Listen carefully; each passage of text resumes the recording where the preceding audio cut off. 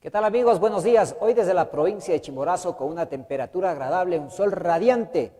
Hoy nos acompaña la magíster Isabel Vargas, presidenta de la Unión Nacional de Educadores. Mi estimada Isabelita, buenos días, bienvenida. Muy buenos días a todos, un abrazo a todos los hermanos de la provincia de Chimborazo. Gracias por haber aceptado la invitación. Hoy queremos tratar con usted el tema de análisis educativo a nivel nacional. ¿Cómo usted ha visto la situación actual que atraviesa el sistema educativo aquí en el Ecuador? Bueno, pues el sistema educativo, recordemos que inició declarada en emergencia por la Comisión de la Asamblea Nacional.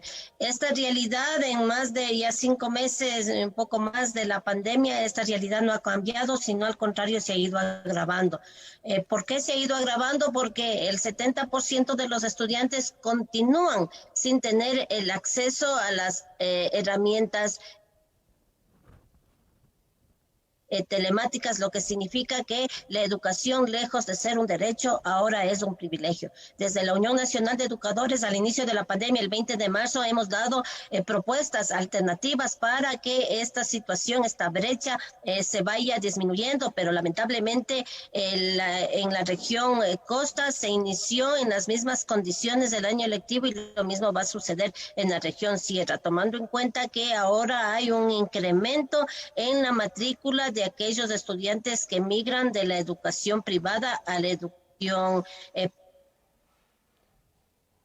¿Cuáles han sido pública. las Entonces, principales... pues la situación se pone cada vez peor, toda vez que incluso se están despidiendo maestros, es decir, a disminución de maestros, aumento de estudiantes, lo que va a generar la sobrecarga laboral, el acoso y la educación, no va a haber ese acercamiento con calidad hacia nuestros estudiantes y hacia nuestros jóvenes.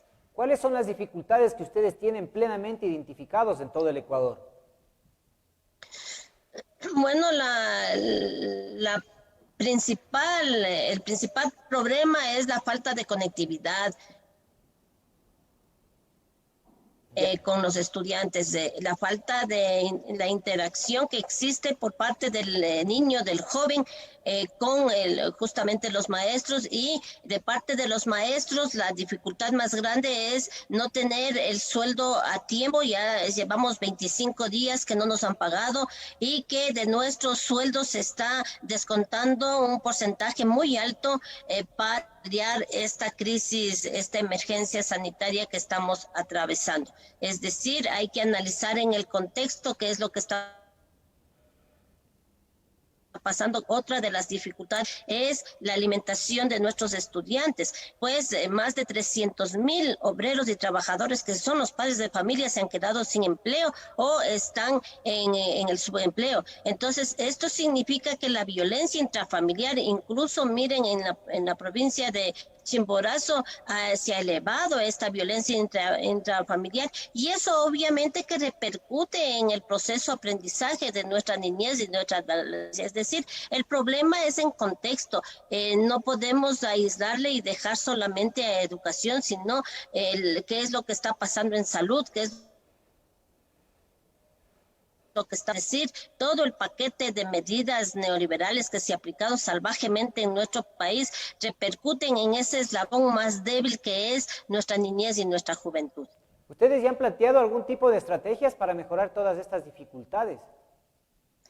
Bueno, pues las estrategias de parte de los maestros de vocación es pues que nosotros no hemos parado la educación y estamos prestando nuestro contingente. Quien ha perdido el año es este gobierno,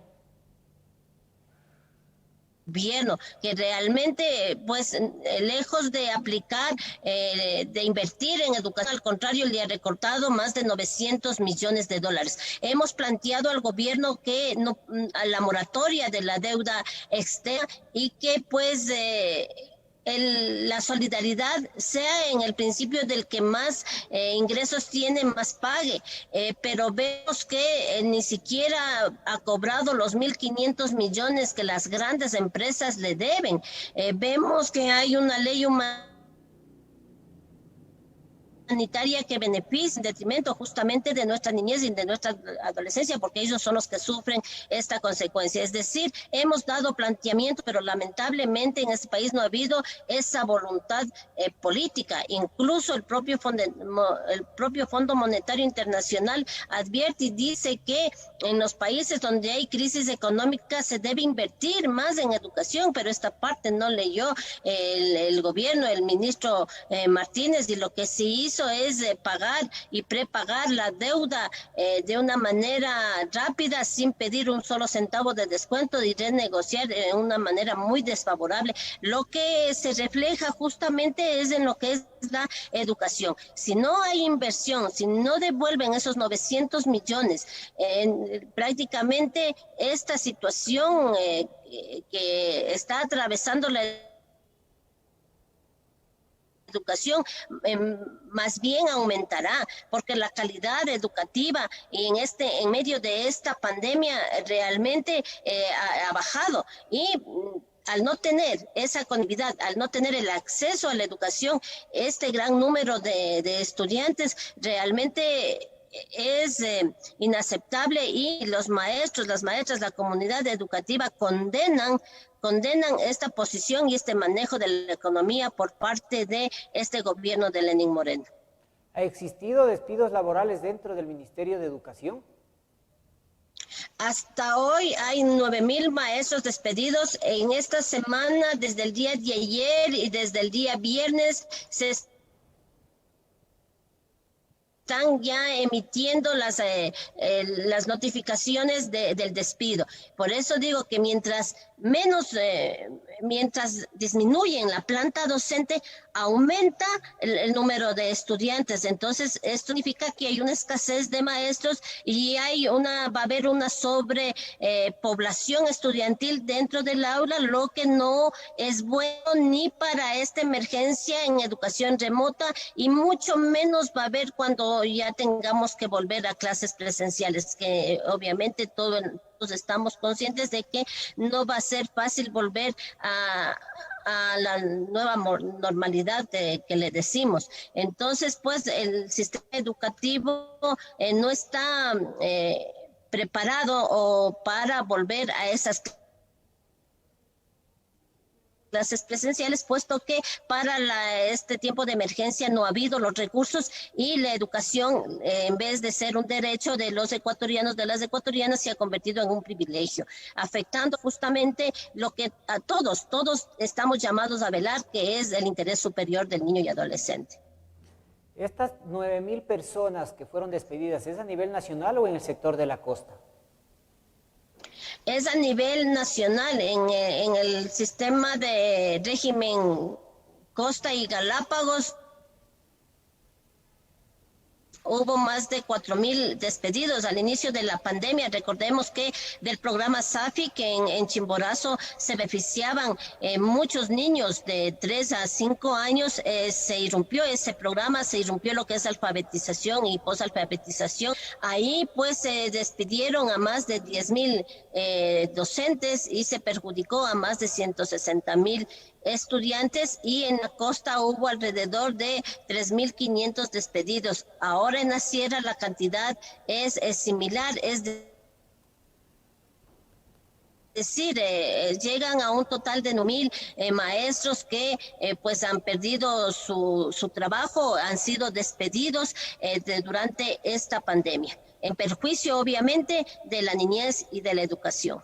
A esto hay que sumarle también las personas que se jubilan en el magisterio o que están ya por jubilarse. ¿Cuál es el número real que usted tiene dentro de sus datos? Bueno, pues los maestros que se han jubilado suman alrededor de 8,000, tanto de la Sierra, de la Costa y Galápagos, y pues estas partidas no han sido reemplazadas. Es decir, que sí hay una disminución de la planta docente, lo que es prohibido en la propia Constitución, pero sin embargo, a pesar de esa prohibición, han cerrado, no han sido reemplazadas estas plazas, y se recortó, incumpliendo lo que establece el artículo 165, se recortó el presupuesto a lo que es el sector educativo. Pero al parecer todo está muy bien en las 24 provincias, así lo manifiestan los coordinadores, los directores distritales. ¿Qué está pasando? ¿Quién tiene la verdad? Bueno, pues el pueblo ecuatoriano, los padres de familia, los que nos escuchan, los maestros, las maestras, esos niños, esos jóvenes, somos los que tenemos la verdad, porque somos los que estamos en primera línea y somos los que estamos sufriendo y estamos viviendo en día a día estas consecuencias de las medidas que ha tomado este gobierno en lo económico y que afecta directamente a lo que es la educación. Entonces, la verdad lo tiene quien lo siente, quien está en las aulas, aquellos padres de familia que no tienen para una herramienta telemática, aquellos padres de familia que se les obligó a devolver los textos para ser ocupados nuevamente cuando esos textos están prácticamente fueron hechos para antes de la pandemia, pero ahora debe haber cambios, obviamente, que debe haber una reforma al currículum, debe haber una reforma a la malla curricular, inclusive el de estudio. Entonces, pues prácticamente la educación ha sido desfavorable en estos tiempos, ha sido perjudicada en estos tiempos de pandemia y son los padres de familia, son los propios estudiantes, somos los maestros quienes damos cuentas de lo que está pasando en nuestro país, lo que se refiere a educación. ¿Conocen las personas que están en los ministerios de esta realidad? Por supuesto que lo conocen, por supuesto que saben, porque hemos planteado, lo hemos dicho, lo hemos incluso entregado las propuestas, no solamente al Ministerio de Educación, sino también en el ámbito legislativo, también la Corte Constitucional y lamentablemente la Corte Constitucional está guardando un silencio cómplice cuando debe dar ya la resolución. Hemos sido llamados a audiencia y en audiencia obviamente que hubo los testimonios de los padres de familia, testimonio de los maestros, testimonio de los jóvenes, de los estudiantes, cómo es que se está perjudicando a la educación, pero sin embargo la Corte Constitucional hasta el día de hoy mantiene un silencio porque fue muy rápida para pronunciarse en favor de los empresarios, pero para pronunciarse en derecho en favor de nuestra niñez y de nuestra juventud, pues no lo está haciendo hasta el día de hoy. Mi estimada Isabelita, ¿cómo combatir la corrupción desde las aulas? Realmente en esta pandemia hemos podido visualizar los actos de corrupción que son prácticamente imparables en el país. Es condenable los actos de corrupción que hay en nuestro país. Y fíjese, para la corrupción, para la educación no. La corrupción de ayer son 73.000 millones que se llevó el gobierno populista de Rafael Correa y vemos cuántos miles de millones. Incluso se atreven a jugar con la vida cuando las pruebas PCR vemos cómo han sido vendidas clandestinamente, cuando vemos que se sacan la medicación de nuestro Instituto Ecuatoriano de Seguridad Social.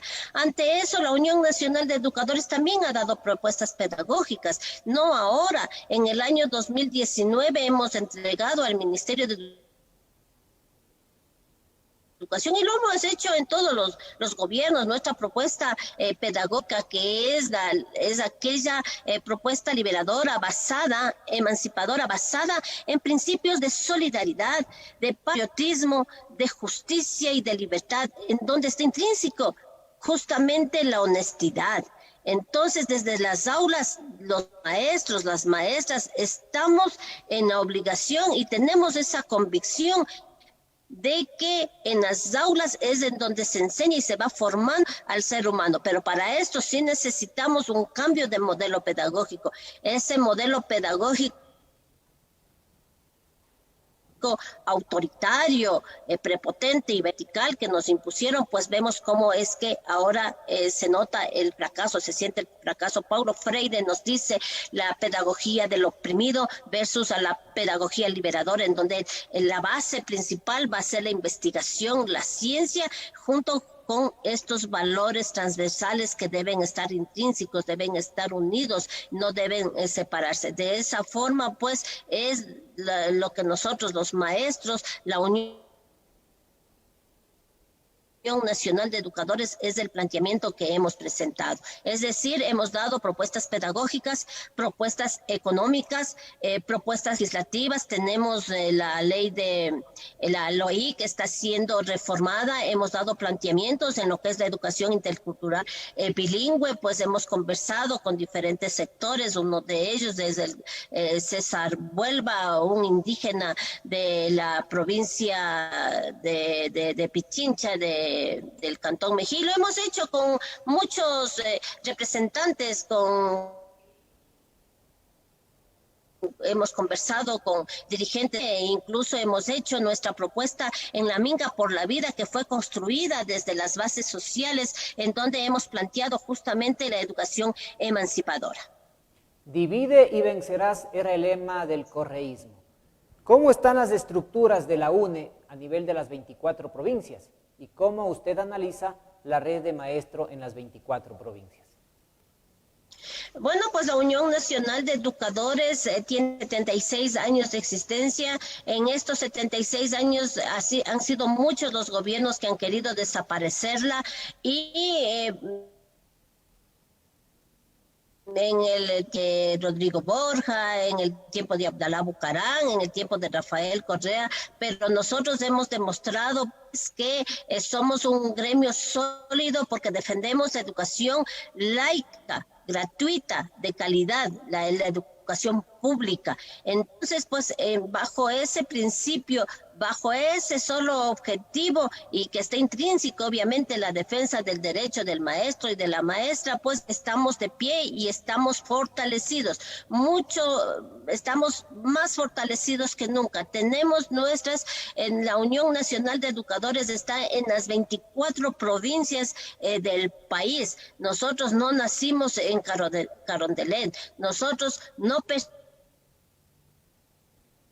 seguimos nuestros dirigentes han pedido puestos de rectorados, como es que se secuestró nuestra educación como usted dice, divide y gobernadora dividió y les dio el poder, un poder prácticamente que abusaron, les dio patente de corso para maltratar al estudiante, para violar sexualmente a nuestros estudiantes. Eso los maestros, las maestras, la comunidad educativa no se va a olvidar jamás. Es por eso pues que nosotros no podemos compararnos absolutamente con nadie, porque somos un gremio nacido del vientre de los maestros al cerrado. Ahí están nuestras propuestas, que incluso las respuestas en la propia Asamblea Nacional, cuando Silvia Salgado recoge la propuesta de la Unión Nacional de Educadores para la disposición transitoria en las reformas de la LOI en beneficio de nuestros educadores comunitarios. Entonces, eso es la Unión Nacional de Educadores, que ha ganado premios a nivel internacional por haber traído al Ecuador. Somos los primeros que trajimos lo que es las TICs para la educación. ¿Cómo es que hemos ganado premios? El premio Juan Montalvo, pero alfabetizado a más de 30,000 ecuatorianos y ecuatorianas. De esa talla somos los maestros unionistas, y es por eso que seguimos fortalecidos, como decimos nosotros, la frase de Dolores Cacuán: somos como la paja del páramo, nos arrancan, pero volvemos a crecer, y de paja, de páramo, construiremos el mundo, sembraremos el mundo, nos dice, ¿no es cierto? Pero nosotros como maestros unionistas vamos a sembrar justamente eso, el patriotismo y la justicia en nuestros estudiantes. Ahí están nuestras propuestas pedagógicas, económicas, legislativas, jurídicas, y también nos aprestamos a otra jornada de lucha, una jornada en donde pues tenemos que vencer a quienes nos han oprimido toda la vida, y que en tiempos de pandemia son 74 asambleístas que votaron en contra del pueblo ecuatoriano con la ley mal llamada humanitaria y con la ley de ordenamiento de las finanzas públicas. Ante esa oligarquía pues nos vamos a enfrentar en la contienda electoral y la Unión Nacional de Educadores ha presentado los mejores hombres y mujeres para que nos representen y construyan leyes en beneficio. Y tenemos una gran persona como es nuestra compañera Nancy Olmedo de la provincia de Chimborazo, una mujer consecuente, una mujer que ha estado junto a la niñez, junto a la educación, junto a los padres de familia, beneficiando y que no le ha importado la persecución ni le ha importado pues estos años de prepotentarismo que han sometido a muchos maestros al silencio. Entonces, pues, hay hombres y mujeres que tienen la gran valía y que han demostrado estar junto al pueblo ecuatoriano y que merecen justamente estar en esos curules. Nosotros lo consideramos una batalla más para pelear en favor de la educación. Educación y salud en terapia intensiva, mi estimada Isabelita. Sabemos que el gobierno ya empezó con los descuentos y realmente es un porcentaje elevado que les han reducido el sueldo a los docentes. ¿Cuál es su análisis en esta situación actual que está viviendo el IES, donde los docentes, donde hay mucho servidor público que está aportando, pero que no tienen los servicios de calidad? Bueno, justamente en la Minga por la Vida, que nos hemos reunido diferentes organizaciones sociales junto al Frente Unitario de Trabajadores, junto al Frente Popular, hemos defendido y en todas las provincias tenemos el Frente de Defensa del Instituto Ecuatoriano de Seguridad Social, en donde pues lejos de cobrar la corrupción que ha habido y que está detectada y que tenemos incluso personas que están lejos de nuestro país, como es González, donde está Richard Espinosa, que tanto daño le han hecho a nuestro Instituto Ecuatoriano de Seguridad Social, ahora pretenden subirnos los aportes, subirnos los años para obtener una jubilación.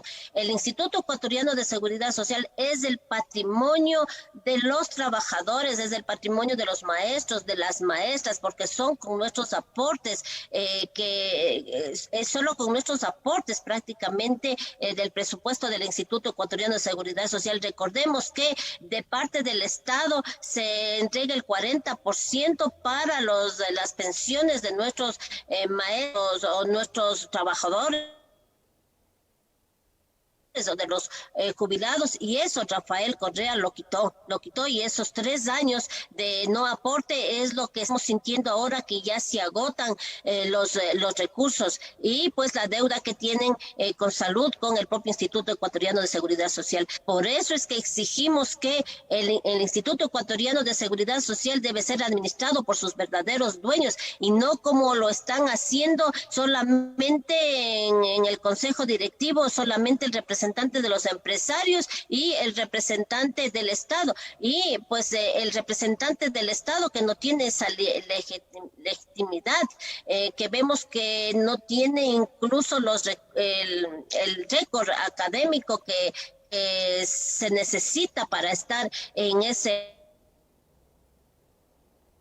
puesto, y no tenemos el representante de los verdaderos dueños, que somos los afiliados. Entonces, ante esto también en la Minga por la Vida hemos dado una propuesta para salvar el Instituto Ecuatoriano de Seguridad Social y que obviamente que este salvamento no perjudique el bolsillo de nuestros trabajadores, sino al contrario, que se cobre a quienes han saqueado al Instituto Ecuatoriano de Seguridad Social, que siempre ha sido calificado como la caja chica de todos los gobiernos de turno. Eso no puede seguir pasando y les pedimos a nuestros compañeras en la provincia de Chimborazo, existe este frente, unirnos para seguir defendiendo a nuestro patrimonio que nos ven nacer, en donde van a parir nuestras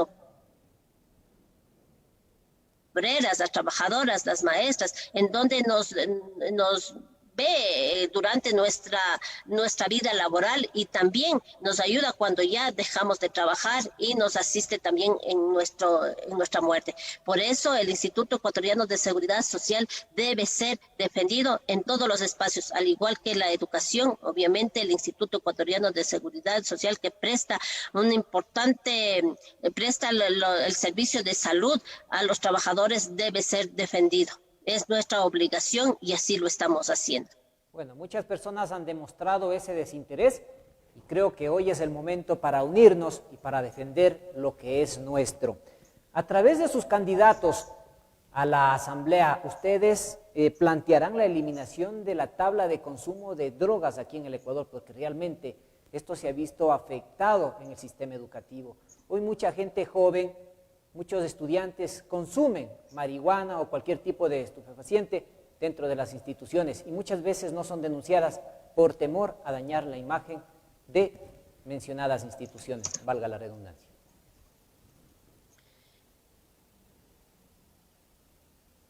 Bueno, leyes no solamente es el específico lo que usted manifiesta, hay que reformar muchas leyes, pero para llegar a reformar las leyes, la tabla de consumo, debemos también atacar raíces, como es de dónde viene, aquí, quiénes son los que realmente están interesados en este consumo, quiénes son los que hicieron estas leyes. Entonces, pues, atacando esa raíz, porque estamos prácticamente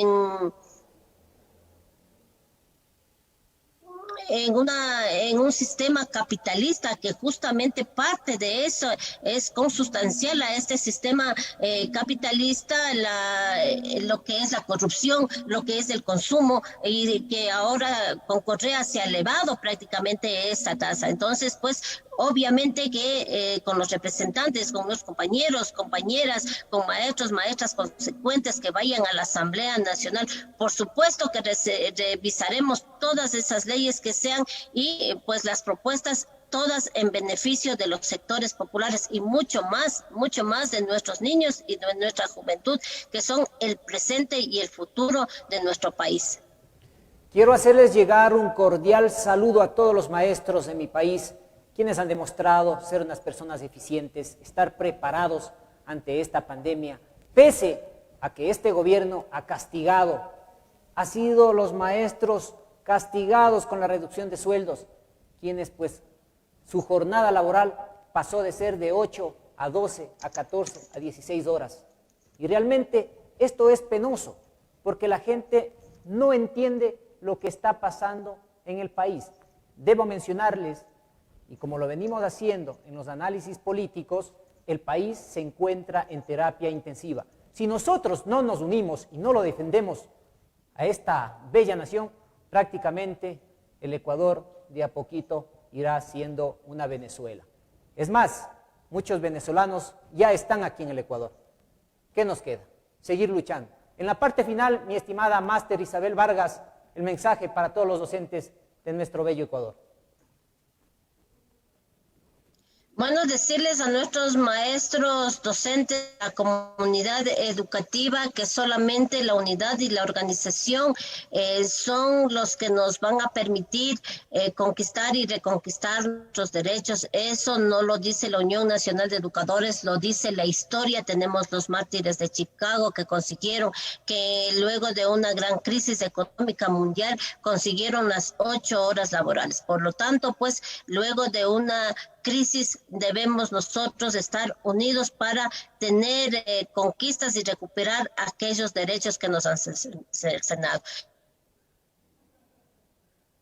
Invitamos a dejar el teclado, a dejar la pantalla, a dejar a un lado algún temor y salir a las movilizaciones, y también pues invertir el voto en esas personas que han sido probadas en la lucha, aquellas personas que han demostrado que el interés del pueblo ecuatoriano está por encima de todo, como es el caso de mi compañera Nancy Olmedo, el caso de mi compañera Mary Zamora y muchos hombres y mujeres en el país que desde la Unión Nacional de Educadores, desde los maestros, damos ese aporte a nuestro país.